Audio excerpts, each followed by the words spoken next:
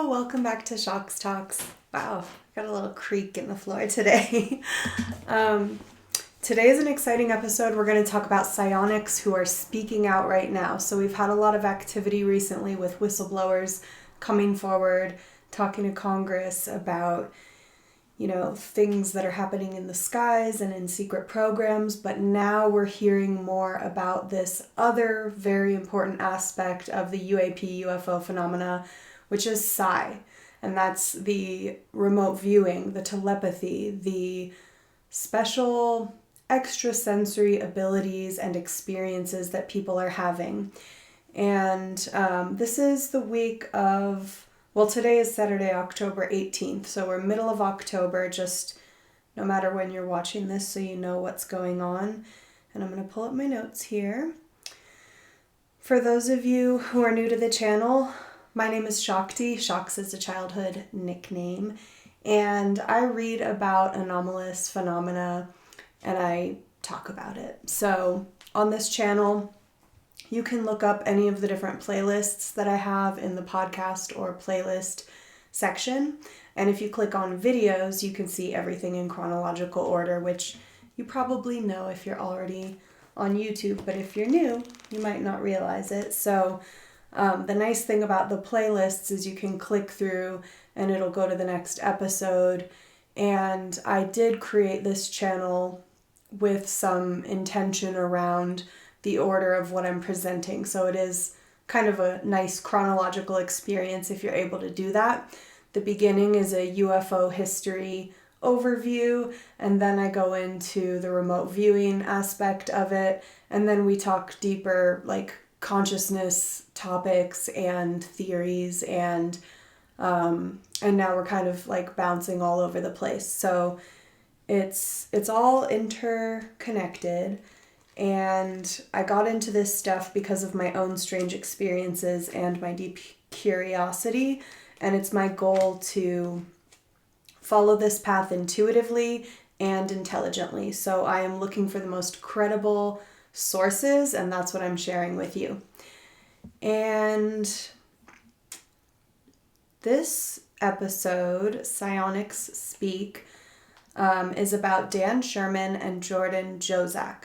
So Jozak is someone who just recently posted a video on X, formerly Twitter, and he's been going by Merciful Martin on X. And the video he posted is really interesting. I also want to note that the image he has as his banner above his profile picture is it looks to me like it's from the cover of Bledsoe's book. Let's see if this matches. Where is it? UFO of God. So, get this out. Yeah, okay, so it is the same. It's this little image right here that you see on his profile right now, at least. And that's just interesting because Chris Bledsoe's experience is all about, he had an abduction, but he also sees orbs on a regular basis. And Jozak is someone who has been working for Skywatcher. He's one of the psionic assets, or basically psychic people who have the ability to call in and interact with orbs and perhaps other types of UAP.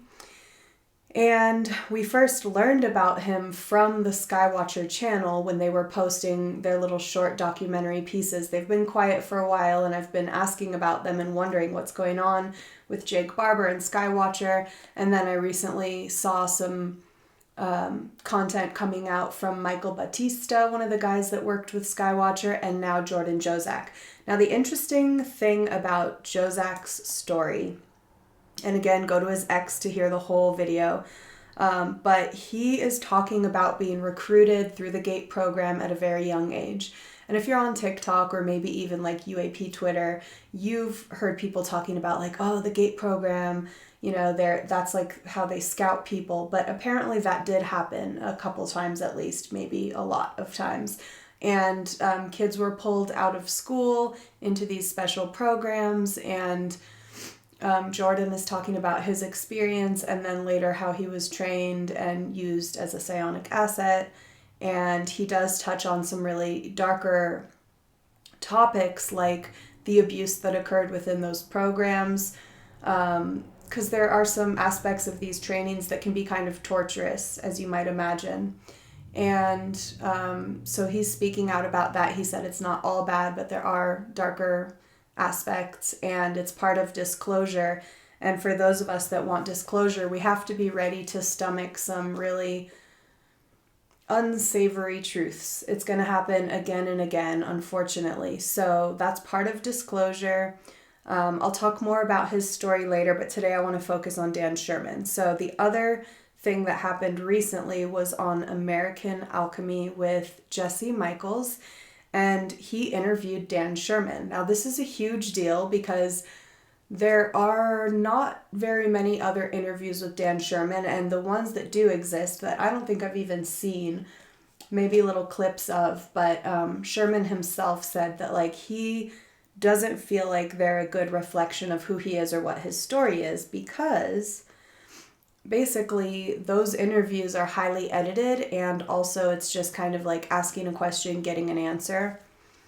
And so he comments during this episode with Jesse that he really likes this format of podcast because he can express himself more. He can actually show people who he is and have a nice interaction with Jesse, and he can expand on the story and kind of, you know, get into more detail. And the interview is 3.5 hours long. So I do highly recommend it, as always.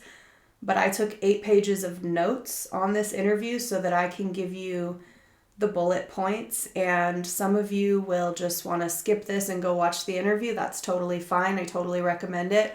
Others will want to watch this and not watch the interview. And I get it because you might not have time for all of that. But if you do have the ability, check it out. Just they have timestamps and you can click around to different topics that you want to hear him speak about. And, you know, I would love it if you watch this episode and then watch that. So I'll put that in the links in the description box all the way down at the bottom where I share books and other resources and things that I'm citing in each episode. So this is his book, Above Black. And I have done a Shocks Talks episode on this book before. And I will also link that below. And I learned about this book because of Richard Dolan. Dolan is the UFO historian. He's kind of the best, in my opinion. And when he talks about something, I'm like, that's interesting, especially if it's a lesser known work. And so I think Jesse was actually reminded of this because of Dolan as well. Because at the last Contact in the Desert, I was in a room with them when Jesse was recording his interview with Richard Dolan, and we were all just like sitting in the audience listening. And I remember that during that interview, Richard Dolan did talk about this book again. And he talked about another book too that I want to look up again and see. It was actually fiction, but it was something that he recommended. And I was super curious about that, so I'll have to dig that up. But I think this could have sparked Jesse Michaels to try to get in contact with Dan Sherman. And Dan's the kind of guy who gets a lot of requests and emails and, can I talk to you? Can I interview you? And he's kind of like, no, I kind of want to live my life. You know, can you just ask me over this message and I'll answer your question? Or can you just read the book? The book is the story. He's never tried to make a career out of his experience. He has other things that he's doing with his life. So he just put this out here for what it's worth. He's like, it's one little piece of this much bigger puzzle. And there's lots of stories like this, and they need to be presented in a way that people who are researching the topic can access them easily. And then just, you know, he's going to live his life. So, he was actually so different than I imagined him based on reading this book. The book is really dry. So let's see. This was printed or copyright 2001. And his story takes place in the 90s, I believe. Maybe late 80s, 90s. And he he goes over his experience in the Air Force and then being recruited into a secret program under the NSA, the National Security Agency. And he outlines his training in that program, his experience, and then how he was able to exit it when he no longer wanted to be a part of it. And in this interview, you're going to hear all about his backstory. You're going to hear all about the story that is contained within this book. And also, you just get a really strong sense of who this man is. And he's just a total sweetheart. He seemed like a really nice, really great guy, to be honest. And I get it why he doesn't want to be in the spotlight and why he's not out there talking about this all the time.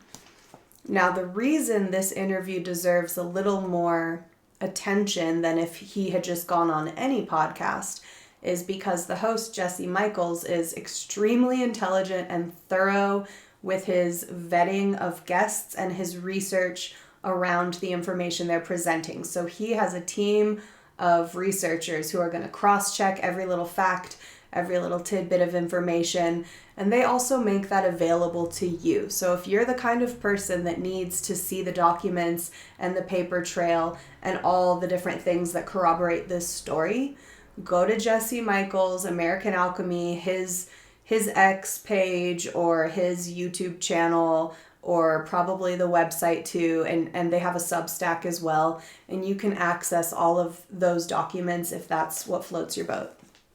So let's talk about the story in depth, a little bit deeper at least. So he had a very tumultuous childhood, as is often the case with people that get recruited into these programs, and perhaps they are even targeting these lower income, lower privileged people because they know that those are the kinds of people that are more likely to enter into the Air Force and military in the first place. And that's something he talks about in this interview. He says that, he was in 27 schools when he was a kid. His family moved all the time. And it's not because he was from a military background. It was because his dad was a welder and they were poor, and that's just how life was. And I can relate. I didn't move that many times, but I moved a lot when I was a kid, and people were always like, oh, was your family in the military? And I was like, no, we just were poor and we moved a lot. But we were actually just moving from house to house, not like city to city, not very, we did move across the country a couple times, but anyway, I digress. So let's start where it gets juicy. So he's with the Air Force. He's going to do some further training. They're staying at this Holiday Inn in Maryland near the NSA building to do this next level of training in his career, in his top level, basic level career. Then there becomes this deeper level, and he has to do both simultaneously, as is often the case. Once again, this NSA is basically the foundation of the intelligence agencies. So they talk about this in the interview, and Jesse kind of helps to tease out this point. But basically, you hear about the CIA a whole lot, but they're kind of like a surface level or like a face of this national security agency, which is much bigger, goes much deeper, and apparently there's a lot more secret programs within it. And the complex is in Laurel, Maryland, and it's this huge black building that they show in Jesse's episode, because he does like YouTube, so it's not just an audio podcast. And it looks massive and kind of crazy, and there's like jokes about this place. They call it No Such Agency because it's not the one you think of. You don't really think about the NSA that much, and you don't see it in movies and hear about it. So No Such Agency.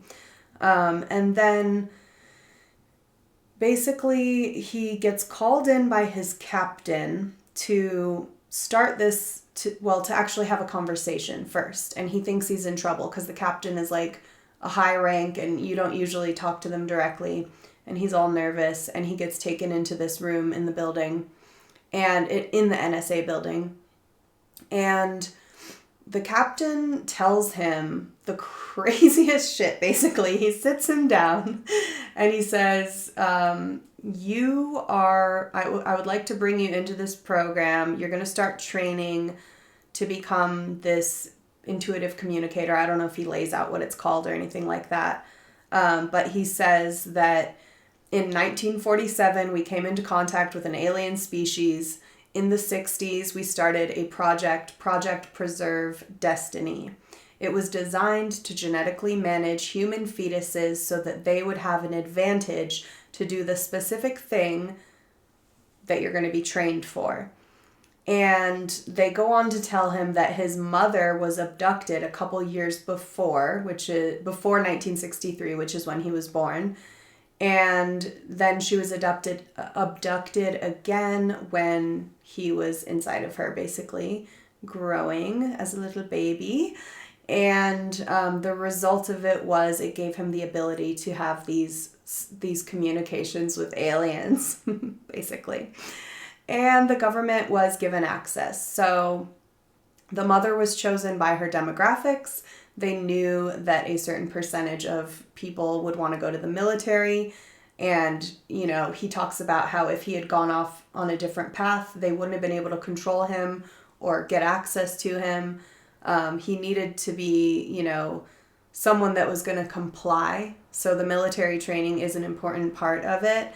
And so we've just dropped a lot of information, and you can imagine how he feels sitting there. And he just said he was very stunned and shocked. And of course, he's going over in his mind, like, whether or not this is some kind of joke or hazing or what's going on. But it becomes clear to him that that's just not what's going on. And this is completely serious. And so he's kind of like, all right, well, okay, you know, like, let's do the training, I guess. You know, he is trusting in this organization that he's a part of, and he's also intuitive, it sounds like, from the get-go, so he can tell kind of energetically and emotionally is my take on it. He can tell that this is serious, and something in him accepts it and understands it. Now, that may not be happening for you right now, but if that is the case, let's just, like Chris Ramsey loves to say on Area 52, let's leave our belief at the door, let's suspend our disbelief, and let's just listen to this story for what it is. And we don't have to believe it or not believe it. We're just going to listen to it for right now. So he gets basically, I guess you could say, read in a way, and he doesn't really ask a lot of questions at this point, and he knows that, you know, the nature of these programs is like he talks about the onion and all the layers and the gray layers and the black layers and whatever. So there's just, you know, there's all these deeper layers, just like there's all these physical deeper layers of underground bases, which exists. And that's where we're going next. He's going to go to this underground base. So he gets put in a blue van, driven to a building. He's not allowed to see out the windows. It's all blacked out. He's separated from the driver. He doesn't get to know where he's going. He gets out in this cement kind of parking garage space, and there's like some kind of door with maybe a palm reader or a retina scan. He couldn't remember if the retina scan was one layer deeper or at that level, but either way, high security, but very simple tech. Not a lot of buttons, not a lot of bells and whistles. It's just you're in, you're out, and you're going to one place, and you're going in this elevator that has one button that goes to one room. All of this is just crazy. So he goes down, down, down, and he gets into this room. And this is where it really starts to sound a lot like Severance, if you watched that show. I kept thinking about that during this interview. But hearing him talk about this, again, was so much more colorful and informative for me than just reading the story in the book. So it is truly special that we have this ability to watch people's faces and listen to their voices on these platforms like American Alchemy. These are treasures, and I hope people are archiving them in some kind of physical form beyond just the digital, because it's so, I mean, as in like videotapes or something, I don't know, even CDs, but it's just so cool that we have all of this wealth of information. And we're going to have to come back to it, over the years as new pieces come forward to cross-check. That's how this goes. It's a slow process, but such an interesting and fun thing to get into. So he goes into this room with 2 computer consoles and a table in the middle, and his regular training is called ELINT. It's like electronic intelligence. That's what he's doing during the day. They're like, you're going to keep doing that, but then when that's done, you're going to come here for this training. You're going to go into the parking lot of the Holiday Inn until that blue van comes. You're going to get in that van. They're going to bring you here every day. You'll do a couple hours of this training, and then the van will bring you back to your hotel. And all you have to do is put on these headphones and sit there. That's your task. Everything will be communicated through the headphones. And don't you dare talk to the other person that's going to be here. There's going to be one other person across from you, but you're never to speak to one another, not even a grunt. And that was it. And so he's like, all right. And there's also this aspect of there will be a couple pills at the desk. You need to take those. That's part of it. And just put the headphones on and sit at your console. And then basically you're never to speak about this to anybody unless they are involved with the program. And that'll be like one contact at a time. So the captain that's telling him all this and bringing him here says, when it's time for you to go to the next base and start the next level of training, I will introduce you to your next contact, and that's the one person you'll speak to. So very controlled, very compartmentalized. He's a good soldier. He's a good Air Force dude. He's not gonna, he's just ready to comply. He's not going to cause any trouble.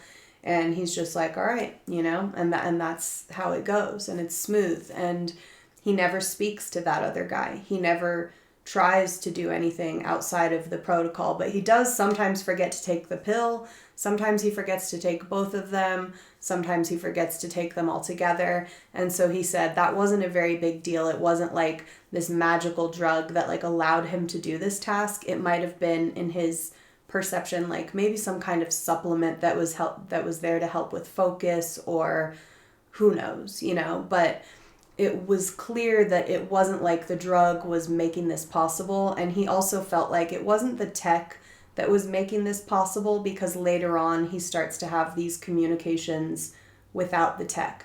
But what's interesting is towards the very end of the interview, Jesse says, were you ever able to keep talking to the aliens outside of all these settings, these bases? And he was not.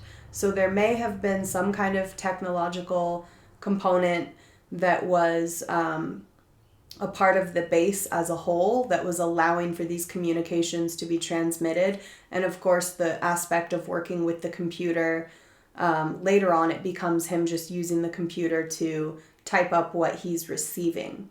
But at this point in the training, he's starting at level 1. Again, this is where I kept thinking of Severance too. It's so funny. So he's just supposed to stare at the screen, and on the screen there appears a sine wave. That's like a S curving wave. And his task, on that sine wave, there's also a line going through it, and then there's a little box somewhere along that line. And that's where he's meant to focus his awareness. And then they're going to play a tone on the headphones, and he is meant to mentally, not audibly, hum that tone. So if I said can you try to do that in your mind and match the tone? It's an interesting thing to try, right? And you can kind of do it. So you're kind of creating a frequency in some other dimension of awareness, not physical, perhaps mental. That's an important key to all this. So he's doing that exercise, he's doing the humming, and he has to do it for days. It's basically torture. It's absolutely boring. And then each class is a couple hours. You're not even allowed to go to the bathroom. He said there were some scary days where he basically, he doesn't put it in these words, but it sounded like he thought he was going to shit himself. And he was like, I had to really go to the bathroom before I went into these trainings because you do not want to get stuck down there. He was like, I don't think I ever had to go in my pants. He was like literally trying to remember. And so that was kind of intense. They don't freaking let you go to the bathroom. What the hell? And so then he's supposed to concentrate on the first box while he's doing that exercise of the tone, humming, looking at the box, staring at the box, and mentally humming the tone. And eventually you're meant to feel a connection between your mental and visual. And when that happens, when those things connect, you'll see movement in the sine wave, apparently. You'll see something coming into focus. And so when he finally, and it's like he doesn't know how this is happening. He's not thinking telekinesis or anything like that. He's wearing headphones. They have a cord. The cord goes to the computer. For all he knows, there's some kind of tech interfacing with his brain waves and what's showing on the screen. He's not really overthinking that. He's just trying to do the thing he's told to do. It's almost like playing a really boring ass video game, and you got to get that thing to either move differently or come into focus or whatever. You're connecting your visual and your mental. And when it clicked in, he could feel it. It was like this energetic feeling. He called it like when it clicked. And then he could affect the wave. So he could have an impact on making it go faster or making it kind of like smooth out or making it grow larger. Like the wave is going like, And he was starting to feel super excited, like finally it's happening, And at some point, they increased that exercise so that there were multiple waves on the screen and multiple boxes, and he had to activate all of them all at the same time. There were exercises where he had to flatten the waves, things like that. So it's almost like these mental, energetic calisthenics, like weightlifting is how he described it. It's kind of like you're getting stronger and stronger, adding more and more weight. So they're adding more and more areas of focus, basically. And then he had to get 10 boxes. Each one is a different note, and they all had to kind of like click into that kind of connection. It's almost like he's plugging in his awareness into some kind of database or some kind of field, some other kind of field. But this visual metaphor on the screen is the tool that's allowing him to tap into whatever it is he's tapping into. And again, I highly recommend listening to him talk about this because I'm explaining it my own way. Even though I'm just conveying the information that he talked about, I'm sure I'm coloring it with my own perception and experience. He is also basically doing that, but in the most direct way. So that's why it's worth listening to him, because you can sense a lot beyond what he's saying, and it's just so interesting. So then the exercise gets more complex, and there's some kind of communication happening. So they're testing his mind's ability to convey the information that's coming through in this language, quote unquote, or whatever you want to call it.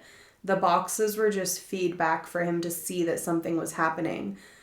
So then they kind of take it to the next level. And he's just learning this different modality. It's this, they call it intuitive communication. And he said it's kind of a different way of encoding the information that's coming out of our being. So like whatever it is that we're emanating, mental, energetic, whatever you want to call it, but it's like it's a form of like encoding and shaping that which is coming forth from our being. And we are the carrier wave, but the encoding of information typically as humans, he says, is done through our vocal cords and mind. But this was some kind of, he called it like a higher level of encoding, or I might think of it as a subtle level of encoding. And even within that subtle realm or that higher realm, there are multiple different, he calls them tapestries, but they're kind of like frames of awareness that different consciousness could enter into to interface within. I know this sounds so crazy, y'all. Go watch that 3.5 hour long interview and read this book, and then, put it all together. It's a lot, but it's really interesting. So he gets moved from base to base. Once he masters one level of his training, then it's time to go on to the next one. And basically, I'm going to kind of skip ahead, but what happens is he realizes that all of this training is in order to allow him to communicate with aliens. And the aliens are part of the training. So there's some kind of collaboration going on between the NSA and the aliens. And that is probably one of the most important parts of this whole story. He's one man in one tiny facet of a huge network of these types of programs that have been going on since the 40s in terms of the conception of the need for these things, and the 60s in terms of the program that he's currently a part of, Project Preserve Destiny. There's a lot we don't know, and people are not talking about this stuff just to get attention. They're coming forward and they're talking about what they went through, and it's very interesting, especially the more these stories pile up. And again, just like with the UAP, UFO sightings, when we have trained observers reporting their sightings, it just bears a little more weight. It just, for those, it doesn't mean that it's more important or more valid than just a regular person who had an experience, because they're all equally valid. But as we move through this disclosure process, it's not just an uncovering of information, it's a turning over of the mental paradigms that most of us have been existing within due to the nature of this society and the global society. So we're not just figuring stuff out, we're actually changing our psyches and our consciousness as we go. And that is such a really hard thing to go through, which is why it's important for those of us that are talking about these topics to share the information in a way that acknowledges the limitations of the minds of the people that we're talking to. And I don't mean limitations like in a negative way. I mean, there's an imbalance of in consciousness in general, where the kind of Western materialist analytical mindset has grown to be the dominant mindset, and it's the nature of that type of processing is also being heavily formed and influenced by everything that we consume. And so to kind of shift into a more direct knowing, an intuitive experience, and also a paradigm shift that allows us to take in more and understand the true nature of reality at a deeper level, we have to pass through the right gateways of consciousness. We have to go in a certain order, and that's what this whole channel is about. That's why I start at the beginning and move us through at a really nice pace, I think, that is also rooted in love and just playful open-mindedness. But it's some pretty heavy stuff, and if we want to go deeper, we have to really be mentally plastic and resilient. We have to be ready to stretch our minds, and also we have to remain grounded, because if you stretch too far too fast, you can injure your psyche and you can totally spin out. So that's what I'm all about. So why I went off on that tangent is because I'm talking about the importance of credible witnesses and whistleblowers and testimonies, and seeing this man speak, you can really get a sense of who he is. And I am concluding that for me, he reads as a very real and sincere and credible witness or experiencer. He's not a witness of anything. He went through it himself.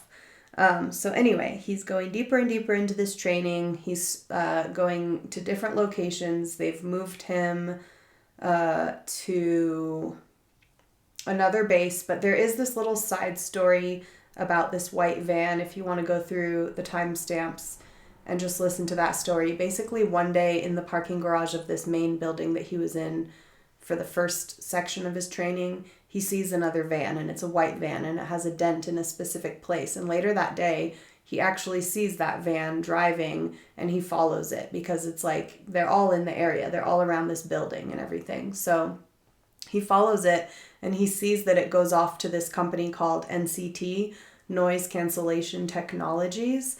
And Jesse does some deep diving into like all of the ties that that company has with different military programs. And, you know, it's a good, fun little side quest to go on, but it's not what I'm going to focus on here. But it's just this company has multiple ties to government programs. And so then he gets handed off to his next captain. He's just following orders.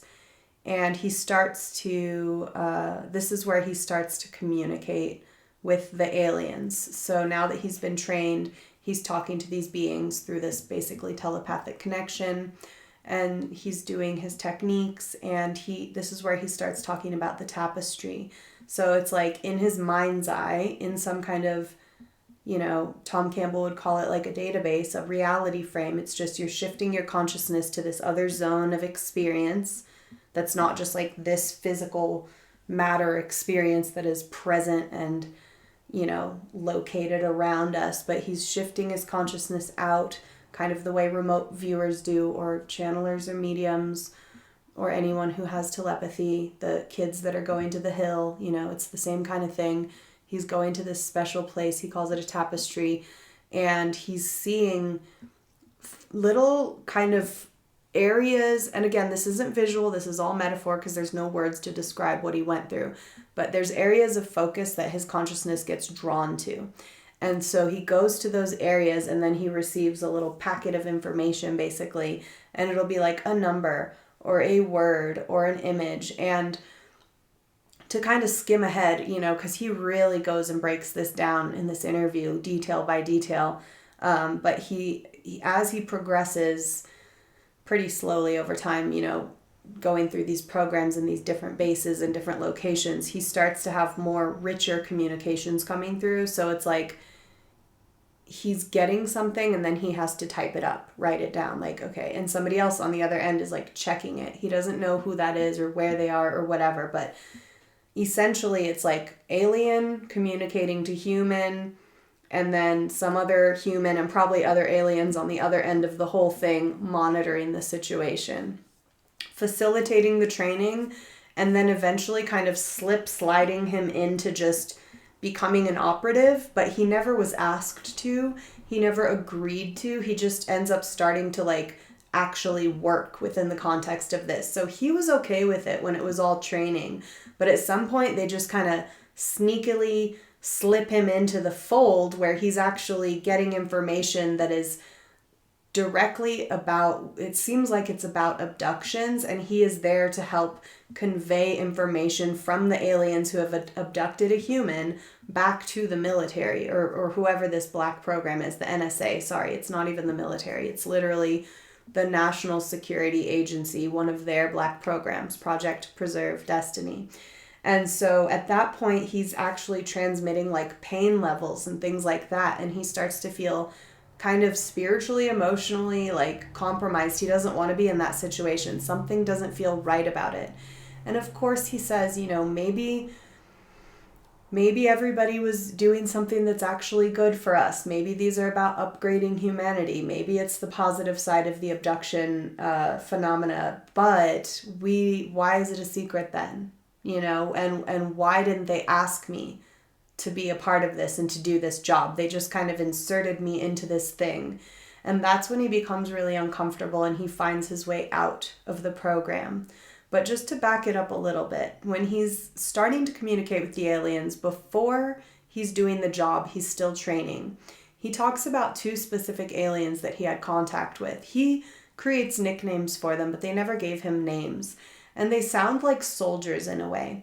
But he said that when he was communicating with them, they were so clearly alien and not human. And he said, like, I don't know how else to describe it. It's just like It's a full body feeling. It's a full knowing and awareness. I knew that it wasn't a human on the other line, on the other end of this psychic line, basically, this telepathic connection. So what's really cool is that he starts to feel like, so imagine the alien just transmitting the number 2. Okay, he types up 2. Go to the next box. Now I'm transmitting the word dog. Go and type that up. Whatever. Very boring stuff. Then they're showing him images. Then it's like more like it's very remote viewing style. Like it'll increase in complexity. Maybe he could smell something or feel something, or he gets a more complex, like full visual, like a snapshot of a whole place. He's directing his awareness to a point of focus in a digital space, and then he's receiving information. And eventually he gets so excited that he wants to start asking this first alien questions, but he feels like it's inappropriate and he doesn't know if he's allowed to break protocol and do anything outside of the training that they're doing. And he gets the impression that this alien is also very like by the book and very like classic, good soldier, in the sense that the alien's also not trying to be personable with him. But he doesn't get a malicious intent. He doesn't feel scared or negative energy. It's just very cold and logical. So he kind of names that one Spock for himself. And one day he kind of bursts out of protocol emotionally, almost by accident. What ends up happening is, because he wants to ask a question, he ends up opening up almost like what he calls another tapestry. So he connects to a different, you could say, frequency range, or Tom Campbell would say a different maybe database or reality frame. He basically opens up a new bubble of communication. It's like if you were having a side chat, and in that little bubble, the alien is like, whoa, I didn't know you could do that, and is shocked, actually. And he's like, is it okay? Am I allowed to do that? And the alien kind of gives the response of like, well, it's fine. It's not a big deal. I just didn't know you could do that. And then he's able to ask a couple different questions. And Jesse and Dan Sherman do get into some of these questions, and they go over them in the book, but none of them are like totally overwhelming. They're all just kind of like basically like just things that popped into his head that he wanted to know. So I'm going to go over some of these. Let's see. Like they talk about wormholes, and he tries to kind of get an understanding of how they travel, and his interpretation of what the alien sends back to him is it does have something to do with them kind of like using the forces of space reality. I don't know what it is, but like he it looks like they're almost tumbling into these places and harnessing that almost like electromagnetic or electrogravitational pull to like pull them through to some other place. So that's kind of his impression. He's like, I don't know how to explain it, I wouldn't either. If I asked an alien how they traveled, if I asked a person to explain to me how does a car engine work, I kind of know, but there's like things that I wouldn't know. If I asked someone to explain to me how the inside of a cell phone or a computer works, I'm sorry, but like it's going to take me a long time to really grasp that. You know what I mean? For me personally. So same for him. He was like, I got the impression that it was like basically above my understanding levels, but I kind of got this vibe about it. And one interesting thing is he said that they really respect our sun, like the sun, more than he would have thought. He said that they almost had like a reverence towards our sun, and that we don't really understand the value of our own sun, but we will someday understand it. I thought that was really cool. And he never saw a visualization of what they looked like, so he has no idea about that. It was just like interacting with a consciousness, no categorization of species or anything like that. And he says, he, as a person, he has the same stereotypical views of what aliens look like, but whenever he sees an alien depicted in movies, he has this overlay of like his experience communicating with them that is like deepening his sense of what he's looking at. And that's just a cool, interesting tidbit about his own personal experience. And let's see. So he says until he started breaking out into that other like bubble of communication or tapestry, that everything was kind of clean and sanitized. But this was like this other more organic, more colorful version of connecting where like the information was there was like a little bit more to it, which it would be, like, and it's kind of the difference between reading this book and like watching that interview and hearing him speak. The book is data. It's just simple, clean. Here's the information. This is what happened. The interview, you get this colorful personality. You see his cute dimples. I almost thought he was flirting with Jesse Michaels. And then later on, he does say that he was bisexual. He's like, not so much anymore.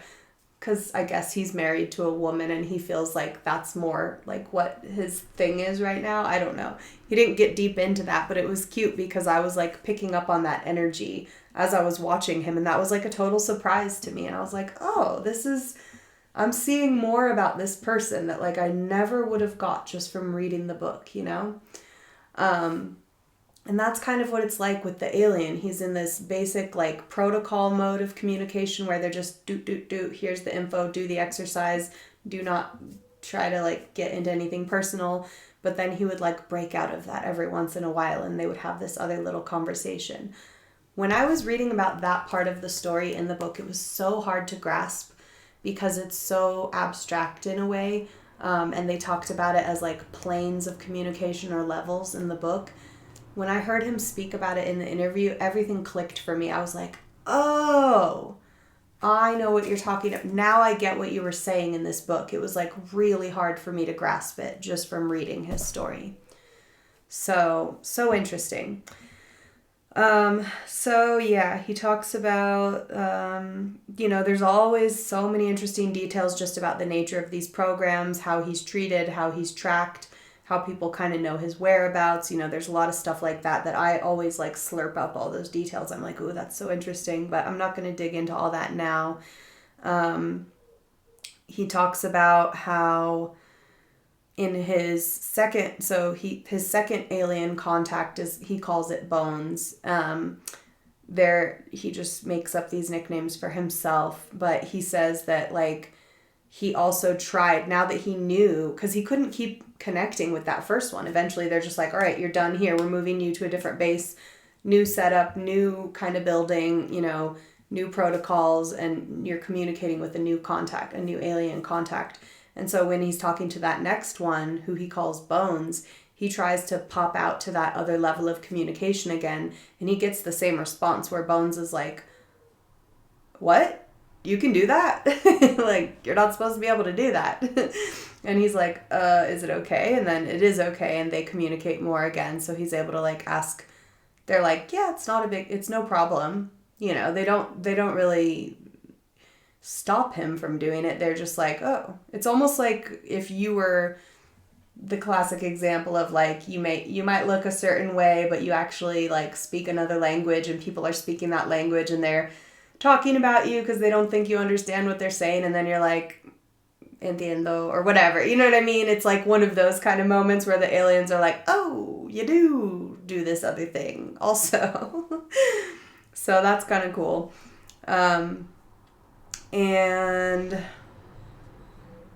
then, let's see. So more about like these questions that he's having in these little side conversations. He does get the impression that aliens have been here forever.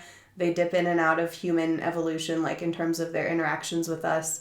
They have tried interbreeding with humans before, is the impression he got experimentally, but he doesn't think that we necessarily still have the results of that interbreeding here on Earth at this time. He says, when he asked about, like, were there lots of other alien races, they're kind of like, oh my God, like, are you stupid? Like, he said basically they're just like, he got the impression that they thought it was a really silly question. Like, hello, this is a huge universe. Of course, it's not just the two of us.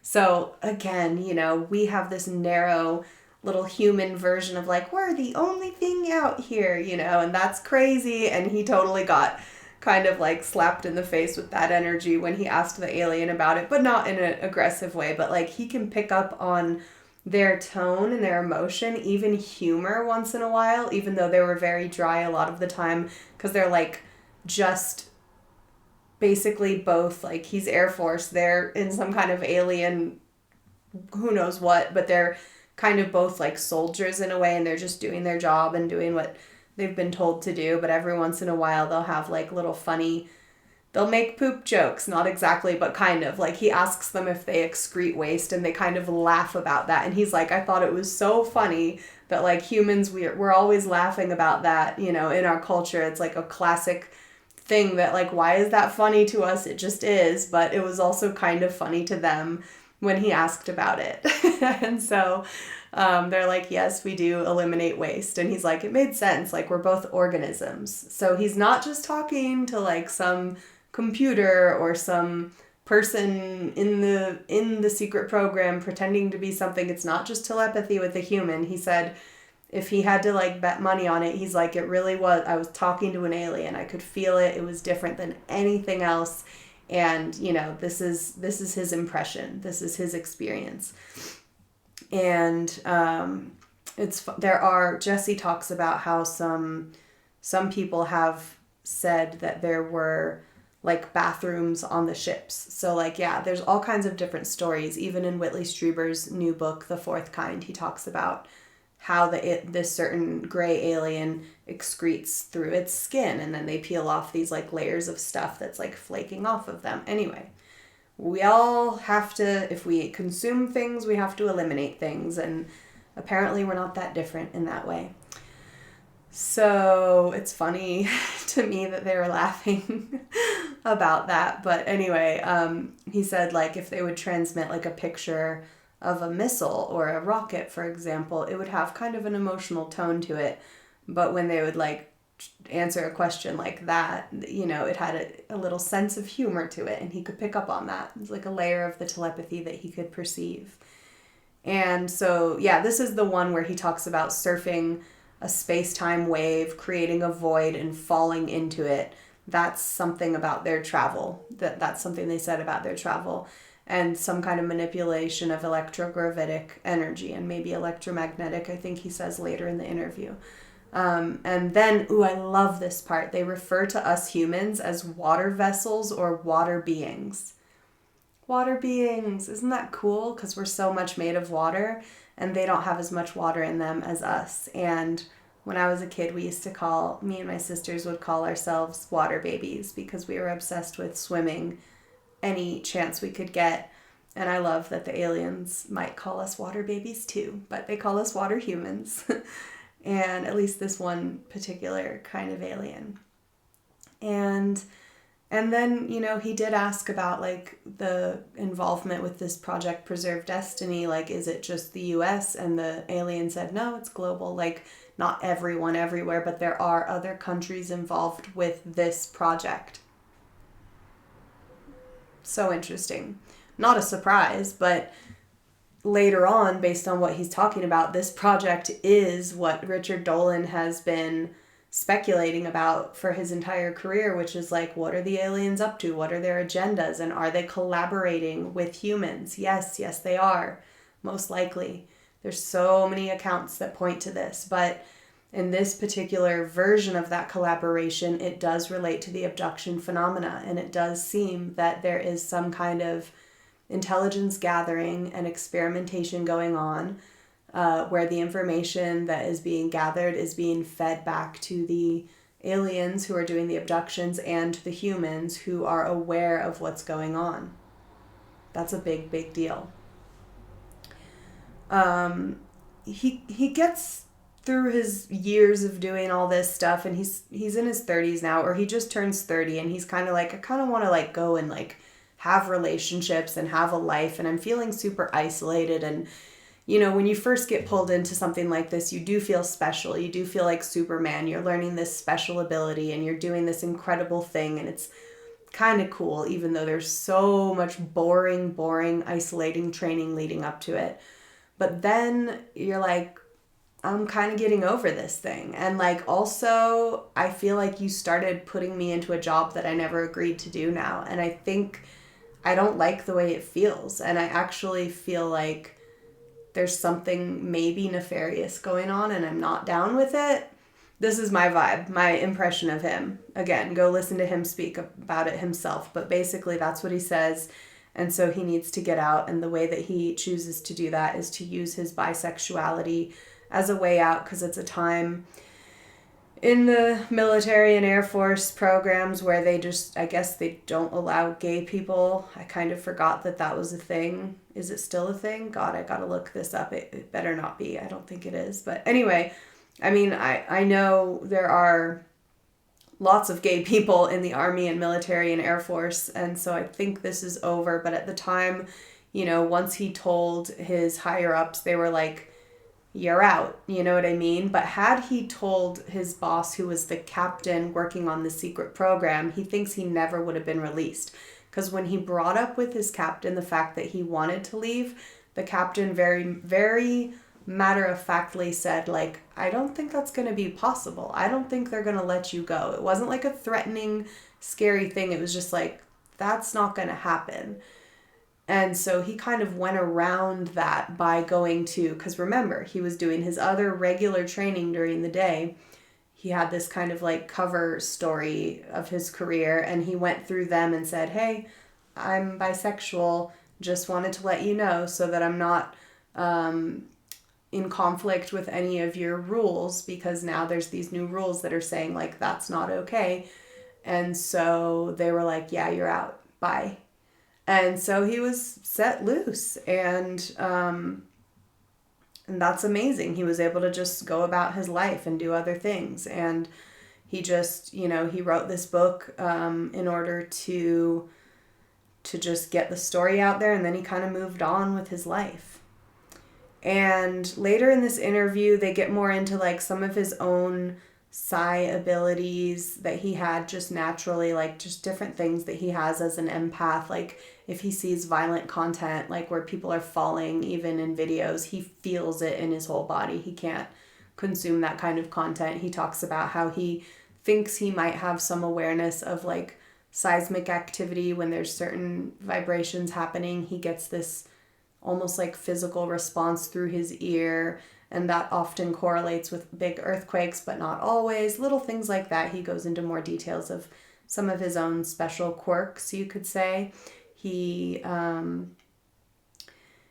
does talk about like a time when the Howard Stern show wanted to interview him, and he was kind of excited about it and kind of like, that's funny. But then he got a phone call saying, don't do the show. And it was not like a super threatening, super scary thing, but they were just like, no, you're not allowed to do that. You're not allowed to talk about your book on that show. And then he never got a call back from Howard Stern either. So he's not sure what happened with that. But, you know, it's typical thing of like being tracked and being monitored.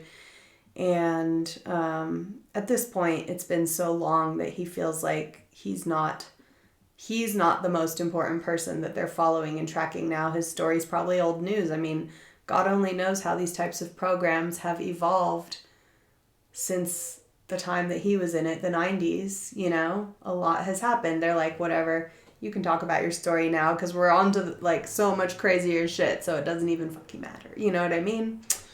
Anyway. Anyway, so I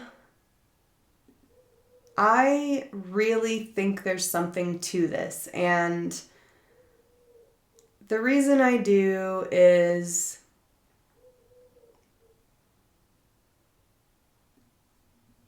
because of all the other things that I've studied about this topic. There are certain things that you can expect are probable, you know? Once you see what some of the science has started to uncover, or what some of the experiments have revealed, or the truth behind all of these sightings and all of these abductions and all of the research that has gone into that, and then the paper trail of secret programs and things that not just secret programs, but also like research and things that have happened even more openly. When you start to piece together all these different pieces of the puzzle, you can really kind of feel into like what's probable and what is not. And this easily falls within the realm of everything that we understand about this topic for so many reasons. But again, I think it's also like this story, I'm not just randomly going on TikTok and sharing some random person's story of their own experience, even though sometimes those little things do bubble up and they become more credible over time once other people start vetting them. And they are important still, but there's also just a lot of delusional people out there who are going to spout a lot of nonsense because they're either imaginative or mentally unstable, or perhaps they are looking for follows or likes or attention, or maybe they just want to be involved in this topic and that's their way of trying to be involved. I don't know. There's a lot of weird stuff going on, but the more you look at it, the more it's easy to tell. You're like, I'm not paying attention to that. If it comes back around and I need to look at it again, maybe I will. But right now, like, there's not enough there for me to spend my time on that. This is different. This is totally different. You know, it's different because he wrote this book. It's different because this really credible historian, Richard Dolan, was also intrigued by this story. It's different because Jesse Michaels and his team did really intense research into all of the information that's presented not only in the book but in this interview. It's different because there are, you know, different kinds of program documentation around these programs, communications that have gone back and forth that indicate that this was a real thing. There are different companies that have worked with these different secret programs and they're like gathering information about that.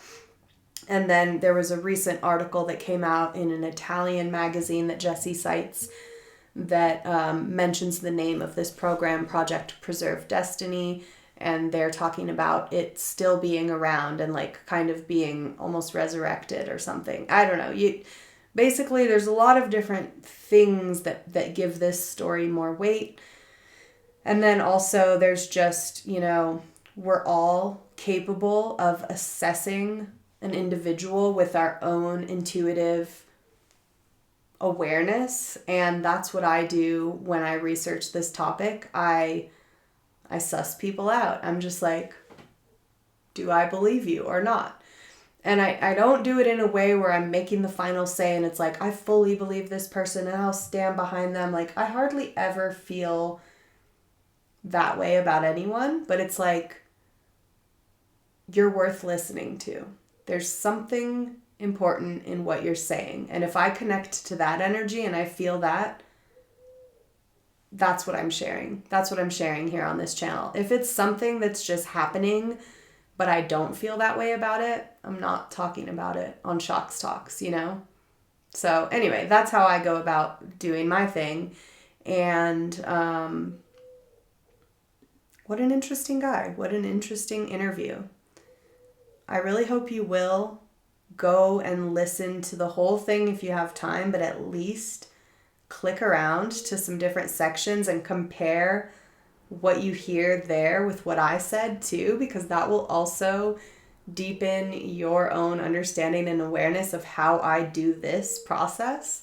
And you can be like, that's what she meant. Okay. It's like we're learning each other's languages all the time, you know? So you going over there and checking out that interview is going to also deepen your own interpretation of my personal language of who I am and how I express things, you know? I think that's kind of cool. We're all sending out, like he said, we're beings and there's a lot emanating from us at any given time. And the deeper you go into consciousness, practical applications, like your own developing of your own awareness, intuition, psi abilities, you will begin to see the world like he's seeing it in these tapestries. Like if I'm listening to you talk, I'm not just listening to what you're saying, I'm observing the mask of what you are choosing to present, whether aware or unaware of that mask. I am looking at everything that's below that mask. I am feeling where the tension is in different places in your body, because that information is conveyed through sound, because sound is resonating through our body. So if you're clenching your stomach and your booty, I can feel that in your voice. If you have tightness in your throat, I can feel that and hear that and perceive that just by listening to you. If I'm looking at you, I'm also seeing all the subtle and subtle signals that your body is unconsciously emitting. And then there's like these energetic layers that are deeper, where like I can even perceive your subconscious and things that you're not aware of about yourself, but they're leaking out of you like water through a colander. That's just how it is. That's just how it gets to be. And you can do the same to me. Just like the famous remote viewers have said, there are no secrets. We are in an information-based reality, and we're all perceiving and interpreting that information all the time. So as we listen to stories that come forward, it's our job to analyze it with our own truth meters and our own bullshit meters and assess what is worth our time and attention. That's all for today. I can't wait to dig a little deeper into Jordan Jozak. He's someone who I still need to decide what I think about, but I'm like, this could be interesting. And I think it's very exciting that the Psionics are speaking. There's also a new documentary coming out that people are getting super hyped up about.